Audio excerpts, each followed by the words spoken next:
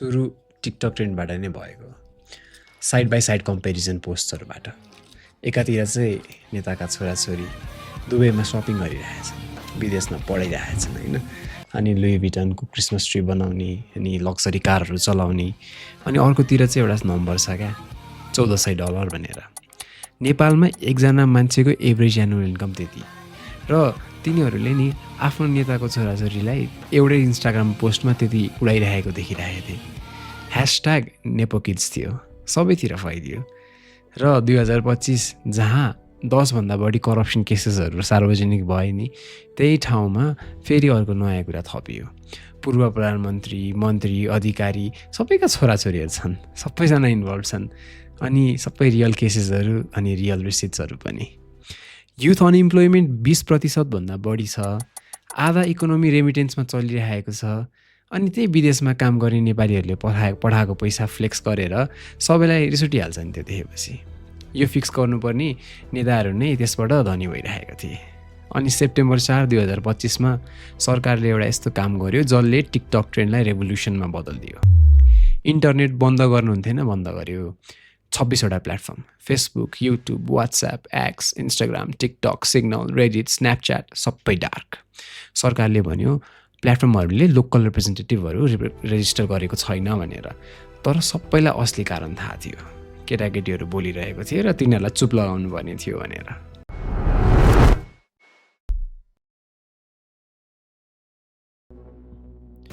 अब जे भयो त्यो सुन्नुहोस्, र यसको स्पिड पनि बुझ्नु पर्यो, किनकि पछि आउने सबै कुराहरूको लागि यो एकदम म्याटर गर्छ। बिहानले तिनीहरूलाई नि चुप लगाउने हो भन्ने सोचिएको थियो, तर भइदियो के भन्दाखेरि यसले त्यो ऱ्याडिकलाइजेसन भयो क्या। केही घन्टामा नेपालका ती जेनजी डिस्कोर्डमा सिफ्ट भए। एउटा प्लेटफर्म जुन चाहिँ सरकारले ब्लक त गरेको थियो होइन, तर मतलब चाहिँ दिएको थिएन जस्तो लाग्छ मलाई होइन। अनि 2वटा सर्भर थियो त्यहाँ, युथ्स अगेन्स्ट करप्सन र युवा हब भन्ने। हामी नेपाल भन्ने एनजिओ, सुदन गुरुङ भन्ने युवा अर्गनाइजर, अहिलेका सभासद पनि, उसले चलाएको डिस्कर्ड च्यानलमा रोल बेस्ड पर्मिसन सहित लजिस्टिक कोअर्डिनेट गरियो।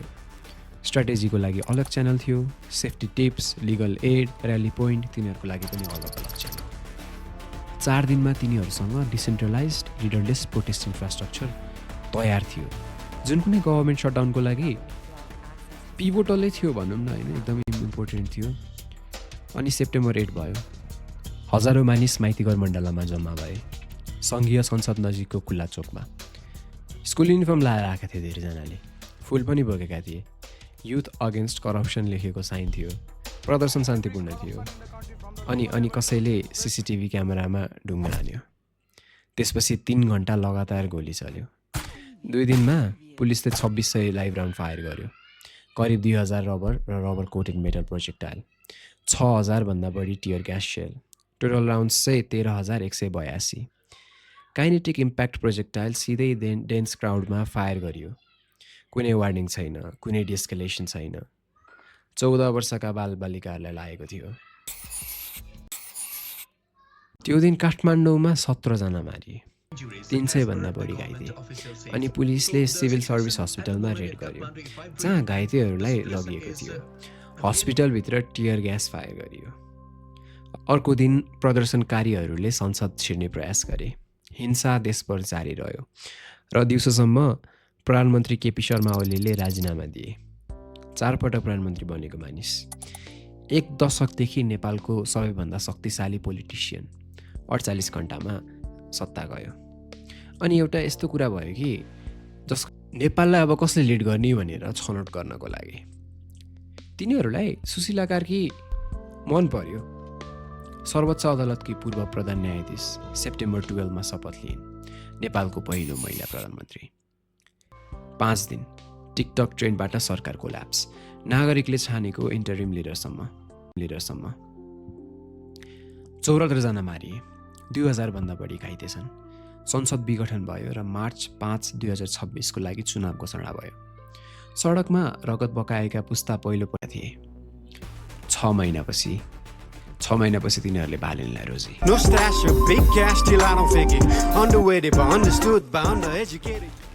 बालेन्द्र शाह 35 वर्ष, स्ट्रक्चरल इन्जिनियर, ऱ्यापर, जनवरी 2026सम्म काठमाडौँको इन्डिपेन्डेन्ट मेयर बने।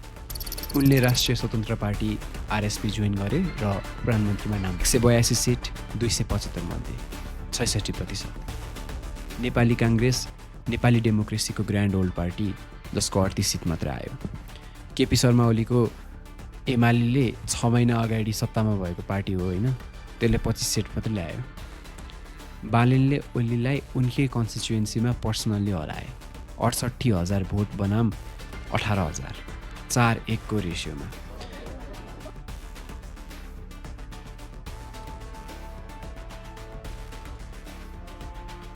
सिचुएसन आरएसपीका इलेक्टेड एमपीहरूमा इन्जिनियर, डक्टर, पूर्व सोसियल एक्टिभिस्टहरू छन्।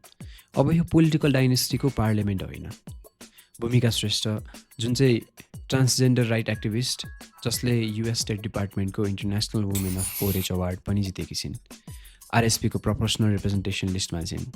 ट्रान्स राइट्स बेयरली एक्जिस्ट गर्ने रिजनमा नि नेपालले पार्लियामेन्टमा रिप्रेजेन्टेसन राखिरहेको छ।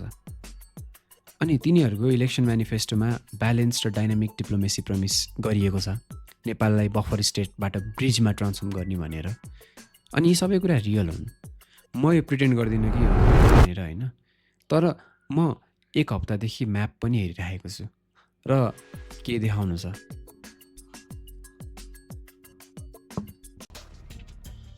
मोडर्न पोलिटिकल हिस्ट्रीमा एउटा प्याटर्न छ जसबारे कसैले बोल्दैन जब त्यो हुँदैछ, अनि रेट्रोस्पेक्टमा मात्र देखिन्छ त्यस्तो कुराहरू। अलि ढिलो भएपछि हुन्छ नि। एउटा करप्ट इस्ट्याब्लिसमेन्ट दशकौँदेखि शासन गर्छ, जनता विद्रोह गर्छ होइन, अनि कहिलेकाहीँ हिंसात्मक रूपमा पनि हुन्छ यस्तो कुराहरू। अनि एउटा क्यारिजमेटिक आउटसाइडर नयाँ पार्टीसहित म्यासिभ म्यान्डेट लिएर जित्दिन्छ त्यो पुरानो कुरालाई रिप्लेस गर्न। हामी सबै सेलिब्रेट पनि गर्छौँ। अनि आउटसाइडरले पावर कन्सोलिडेट गर्छ। त्यो स्टेप 5 हो र स्टेप 5 मा कुरा डाइभर्ज हुन्छ। कहिलेकाहीँ ठिक हुन्छ। पोस्ट फ्रान्को स्पेन भयो होइन, अनि साउथ कोरियाको डेमोक्रेसी मुभमेन्ट, मोडर्न उरुग्वे, अनि ती भनेका राम्रो एक्जाम्पल भयो होइन। भेनेजुएला 1998, 2वटा पार्टीले 40 वर्षसम्म पावर ट्रेड गरेका थिए। त्यही एउटा सेम फ्यामिली, उही करप्सन, उही मान्छे धनी हुँदा तेलको सम्पत्ति गरिबसम्म कहिले पुग्दै पुगेन। युगो च्यावेज जुन चाहिँ मिलिटरी अफिसर थिए, ऊ बाहिरबाट आएका, जसले गर्दाखेरि 56% जित्छ त्यो सिस्टममा होइन। अनि पुरानो सिस्टम सबै तोडिन्छ भन्ने अब विश्वास छ नि त मान्छेमा, र उनको सपोर्टरहरूले उसलाई साथ पनि दिइरहेका छन्। सिस्टम साँच्चै सडेकै थियो। उनको अर्ली प्रोग्रामले अलिकति त्यो सडेको कुरालाई अलिकति मिलाउन नै खोजेको हो होइन, मद्दत पनि गरेको हो। अनि त्यस पछाडि सेलिब्रेसन जस्टिफाइड नै देखिन्थ्यो त्यतिखेरसम्म। तर म्यान्डेटसँग के गर्छ त्यो पनि बुझ्नुपर्छ होइन। 1999 कन्स्टिट्युसनल असेम्ब्ली बोलाउँछन् होइन, इलेक्सन रुल्स रिगिङ गर्छन्, 60% सपोर्टले 90% सिट दिन्छ होइन, पुरै कन्स्टिट्युसन रिराइट पनि भयो। 2004 सुप्रिम कोर्ट प्याक गरिन्छ। 2004 देखि 2007 देशको 100 पुरानो प्राइभेट टिभी च्यानल पनि बन्द गरिन्छ। स्टेट टिभी 1बाट 6वटामा एक्सपान्ड गरिन्छ। 2009 रेफरेन्डमबाट प्रेसिडेन्सियल टर्मको त्यो लिमिट हटाइन्छ। हरेक स्टेप फर्मल्ली डेमोक्रेटिक तरिकाले गरिएको छ है यहाँ। अनि रेफरेन्डमको कुराहरू, इलेक्सनको कुराहरू, असेम्ब्लीको कुराहरू युज गरिएको छ, सबै लिगल तरिकाले। बिस्तारै उसलाई पावर दिने डेमोक्रेसीलाई नै उसले गला घोट्दै थिए। अर्को कुरा चाहिँ हङ्गेरीको कुरा त ब्लुप्रिन्ट हो, किनकि यो आरएसपीसँग अहिले भएको एक्ज्याक्ट काइन्ड अफ मेजोरिटीले के गर्न सकिन्छ त्यसबारे स्टडी नै गर्न सकिन्छ। अर्बनले आफ्नो मेजोरिटीसँग के गर्यो त्यो पनि बुझ्नुपर्ने आवश्यक छ। 2011 अपोजिसन इनपुटबाट कन्स्टिट्युसन रिराइट गरेको छ।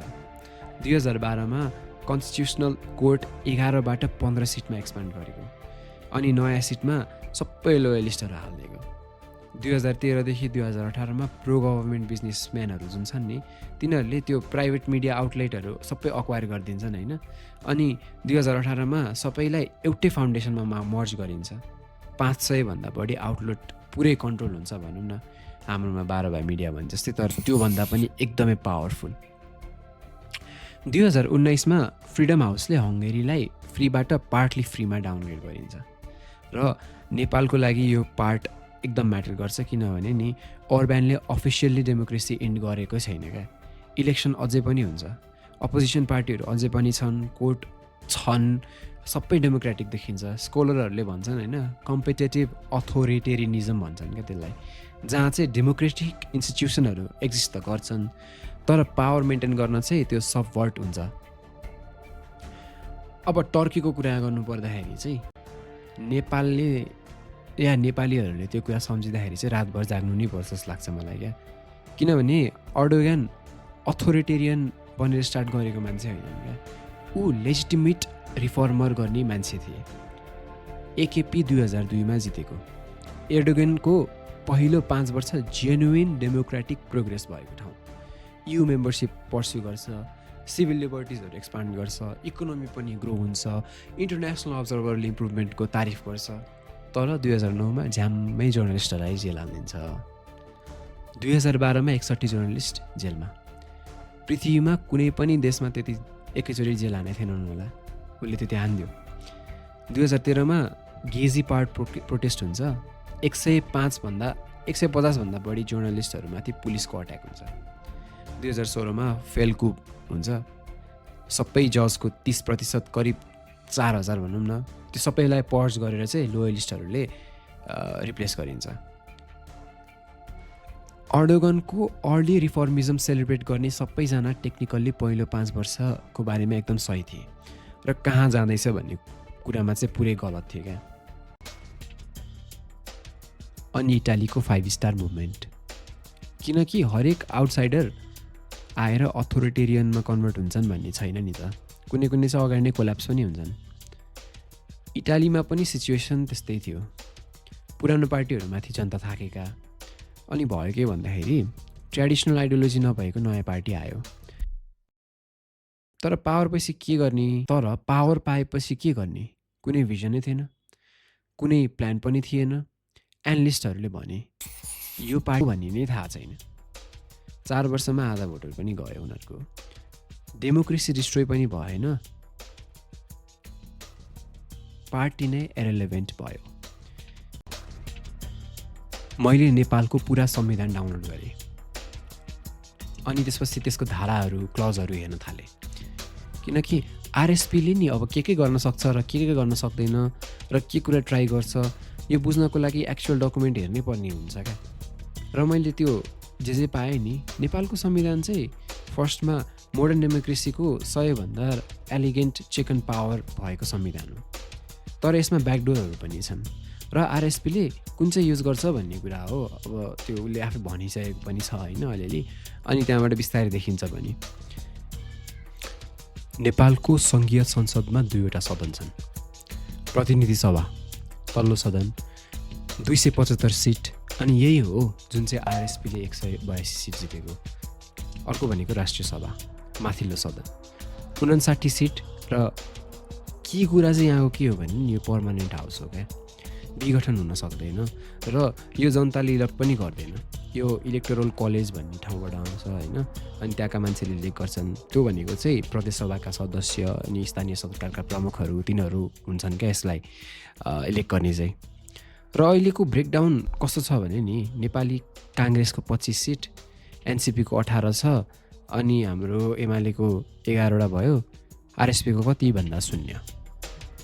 तल्लो सदनको 66% कन्ट्रोल गर्ने पार्टीले माथिल्लो सदनमा 0 कन्ट्रोल गर्छ है। अब साधारण कानुनको लागि त्यो म्याटरै गर्दैन भन्दा नि हुन्छ। धारा 111ले के भन्छ भन्दाखेरि राष्ट्रिय सभाले 2 महिनामा कुनै बिलमा एक्सन लिएन भने नि प्रतिनिधि सभाले सिम्पल मेजोरिटीले पास गर्न सक्छ। सो आरएसपीले गभर्न गर्न त सक्छ, कानुन बनाउन सक्छ, डे टु डे लेजिस्लेसन चाहिँ ब्लक्ड छैन। तर धारा 111ले जे कभर गर्दैन, संवैधानिक संशोधन, त्यो धारा 274ले गभर्न गर्छ है। अनि कम्प्लिटली सेपरेट प्रोसिजर पनि छ त्यसको लागि, र यो प्रोसिजरमा दुईटै सदनबाट एक्सप्लिसिट 2/3 भोट चाहिन्छ, कुनै टाइम आउट छैन अनि कुनै बाइपास पनि छैन। धारा 274 है संशोधनको क्लज चाहिँ। नेपालको सार्वभौम सत्ता भूभागीय अखण्डता वा स्वतन्त्रतामा प्रतिकूल हुने कुनै पनि संशोधन हुनु सक्दैन। यो सबै अनएमेन्डेबल कोर हो, कुनै सुपर मेजोरिटीले छुन सक्दैन। तर बाँकी संविधान त्यो चाहिँ अमेन्ड गर्न सकिन्छ र लक त्यही हो। दुवै सदनमा 2/3 बहुमत चाहिन्छ, तल्लो सदन मात्र होइन, दुवै। प्रतिनिधि सभामा 2/3 जुन चाहिँ 184 सिट, आरएसपीसँग 182 छ, दुई कम, तर यसलाई त पुगिसकेकै छ भन्दा नि भइहाल्यो होइन। अनि राष्ट्रिय सभामा 2/3 भनेको 40 सिट हो है, आरएसपीसँग 0 छ, पुरानो पार्टीसँग सबै छ भनौँ न होइन, 59वटै। आरएसपीको म्यानिफेस्टोमा प्रदेश सभा खारेज गर्ने प्रस्ताव जुन छ नि होइन, त्यो प्रदेश सभाको सट्टा स्थानीय प्रतिनिधिहरू मिलेर बनेको प्रादेशिक परिषद राख्ने भनेर। अनि एउटा चेस मुभ देख्नुभयो होला तपाईँहरूले होइन।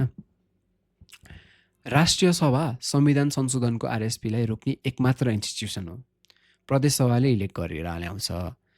प्रदेश सभा खारेज गर्ने त्यो स्थानीय प्रतिनिधि काउन्सिल राख्ने भन्ने कुरा जुन छ नि होइन, आरएसपीले अर्को लोकल इलेक्सन जिते मात्र हुन्छ क्या।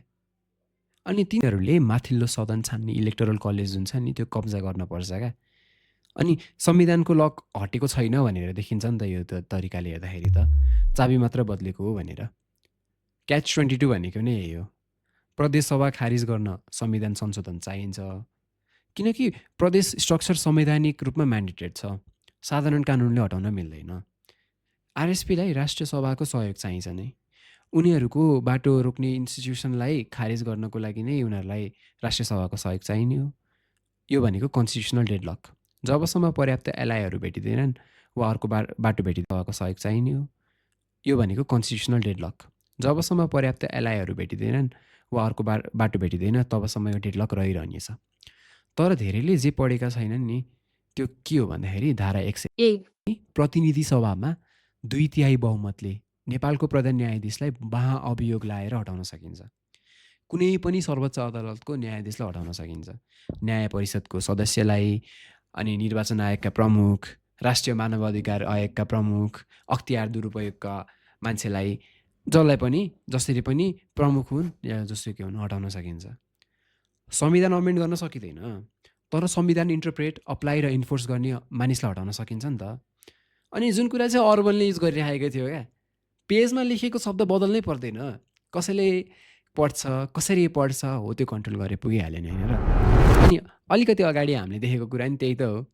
अनि अर्को अझै कुरा है, आपतकालको बेलामा प्रतिनिधि सभाको कार्यकाल 1 वर्ष एक्सटेन्ड हुनसक्छ अरे होइन। भर्खर हिंसात्मक अपराइजिङ भएको 2 राइभल न्युक्लियर पावर बिच रहेको एउटा भूकम्पमा या ब्लकेडबाट क्राइसिसमा जान सक्ने देश होइन, इमर्जेन्सी क्लज हाइपोथेटिकल त होइन नि त, यो त जियोग्राफीले पनि दिन सक्छ भन्ने भएन त, भयो नि होइन। अनि मैले 5 मिनट डार्क पाथ जस्तो देखाएँ, तर अर्को पाथ पनि छ क्या। न्यायपालिका जेन्युनली करप्ट छ, नेपालको आफ्नै न्याय परिषदले डकुमेन्ट गरेको कुराहरू छन् यहाँ। आरएसपीले धारा 101 युज गरेर जेन्युनली करप्ट जजहरूलाई ट्रान्सप्यारेन्ट प्रोसेसबाट हटाउँछ भने public hearing, qualified replacement, merit based selection, त्यो अथोरिटेरिजमतिर जाँदैन क्या, त्यो एकाउन्टेबिलिटीतिर जान्छ। अनि पर्च र रिफर्म बिचको डिफ्रेन्स लास्टमा एउटा सानो प्रोसेस त हो। कन्स्टिट्युसनल बडीहरू भत्किसकेका छन्, अख्तियार तुथलेस, अनि पहिलाको सरकारले पुरै एलाइ भरेको थियो होइन, त्यो कारणले गर्दाखेरि धेरैवटा हाम्रो बडिजहरू नराम्रो छन्। आरएसपीले कम्पिटेन्ट इन्डिपेन्डेन्ट प्रोफेसनलहरू राख्छ भने नि आरएसपीभित्रको करप्सन पनि इन्भेस्टिगेट हुन्छ क्या।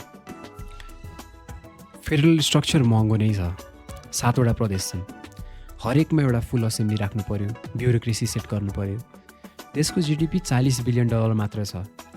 प्रोभिन्सियल रिफर्म नि प्रपर कन्स्टिट्युसनल अमेन्डमेन्टबाट अनि त्यसपछि जेन्युन डेलिब्रेसनसँग गरियो भने नि त्यो एक्चुअल स्ट्रक्चरल इम्प्रुभमेन्टवाला कुरा जुन छन् स्कुलमा, हस्पिटलमा, सडकमा, तिनीहरूको लागि रिसोर्स फ्री हुने हाम्रो एउटा ठुलो सम्भावना पनि छ क्या।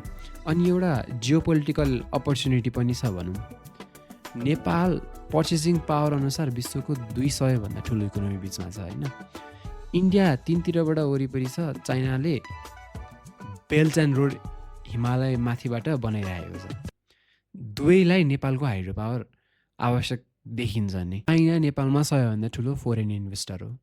ट्रान्स हिमालयन रेलवे चाहिन्छ भनेर बसिरहेको छ। हरेक चाइनिज प्रोजेक्टले नेपालको इन्डियामाथिको डिपेन्डेन्स पनि घटाइरहेको छ भनौँ न एक किसिमले। इन्डियालाई एक्ज्याक्टली यही डर छ। र सबैभन्दा माथि जुन त्यो सिलिगुडी कोरिडोर छ नि 22 किलोमिटरको चौडा, इन्डियाको 7 पूर्वोत्तर राज्य र 50 मिलियन जनतासँगको एकमात्र ल्यान्ड कनेक्सन हो त्यो। नेपालको नजिकै छ भनौँ न, ठिक माथि छ भनौँ। यो कोरिडोर नजिक कुनै पनि चाइनिज इन्टरभेन्सन भयो भने इन्डियालाई के हुन्छ होला? बच्छ होइन, हालराम तिनीहरूको मजाले बजिहाल्छ नि। आरएसपीले यो कुरा नेभिगेट गर्न सक्यो भने दुवैतिरबाट इन्भेस्टमेन्ट लिँदा कसैको क्लाइन्ट स्टेट नबनिकन लियो भने चाहिँ है नेपाल ट्रान्जिट कोरिडोर बन्छ। अनि यो चेस गेम पनि होइन क्या, अनि फ्यान्टेसी पनि होइन, सानो जियोग्राफीको कुरा हो। अनि कम्पिटेन्ट मान्छेले गर्न सक्छ जस्तो नि लाग्छ मलाई। तर गुडपाथ कुनै पनि हुँदैन यदि रेकर्डमा जे छ त्यो इग्नोर गरियो भने चाहिँ।